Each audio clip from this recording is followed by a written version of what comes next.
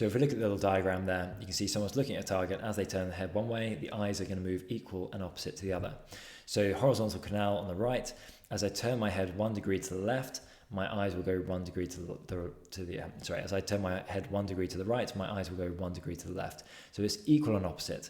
So it almost doesn't matter what I do with my head, because we've got those different pairings of semicircular canals, so that the anteriors can work together, the horizontals, the posteriors, all, they can all team up and work depending on what movements you do.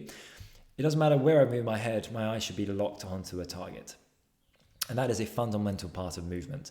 So when you're walking down the street and you're trying to read a shop sign, your body has a rhythm and a sway to it, which would be enough to distort your vision and cause blurred vision. Our brain won't tolerate blurred vision. Blurred vision is so bad for having accurate movement. So we have this beautiful VOR, vestibular ocular reflex, that means that even if I'm really being bounced around, I can still keep my eyes focused on a target. Think of evolutionary, that's really important. If I'm trying to run and throw a spear at a moving target, I want to be able to hold my eyes on that target no matter how hard I'm running. So when VOR breaks, when we have a damage to the vestibular system, or VOR is a little bit faulty, that can have a real impact on the way we move. The patient is unlikely to tell you, my VOR is broken.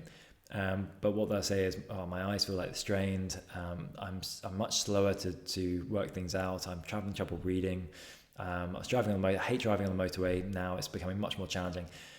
Basically, because they can't quickly say what it is and where it is, it slows everything else down. They have to start using more frontal aspects to make up for that loss of autonomous integration. So the vestibular system is so constant, it's so always with us, it's our compass, that when we lose that, we have to use a lot of brain power to make up for it, and that slows us down, like almost multitasking does. So, like I said, we've got the horizontals, we've got the anterior and posterior. So in there we've got horizontal movements and we've got vertical movements. As I pitch my head forward, the two anterior canals are pushing my eyes up. As I pitch my head posteriorly, the two canals are pushing my eyes down. And then we've got right anterior, left posterior, which is RALP, and left anterior, right posterior, which is LARP. And that basically is these kind of movements. Each of those is activating the cranial nerves 3, 4, and 6 in different combinations.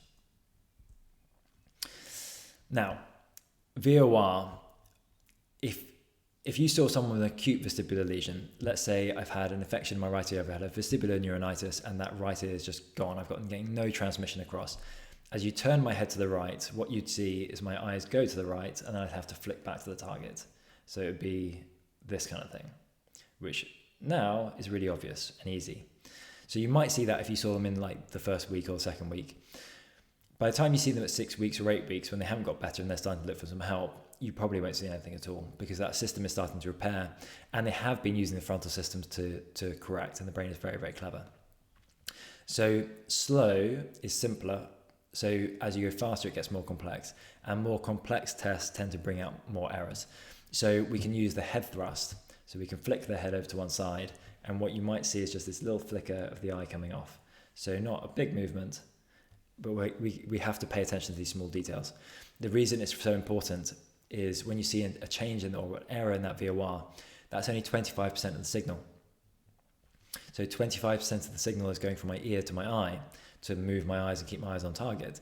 75%, or about 75%, is going down to my spinal cord to control spinal stability, extensor tone, and curvature of the spine. Now, could you look at someone's neck and back and as they're turning in and have an indication of how stable their spine is? Absolutely not, but you can see it in the eye. So if the eyes are off, you know they're going to have a change in their movement, balance, and posture.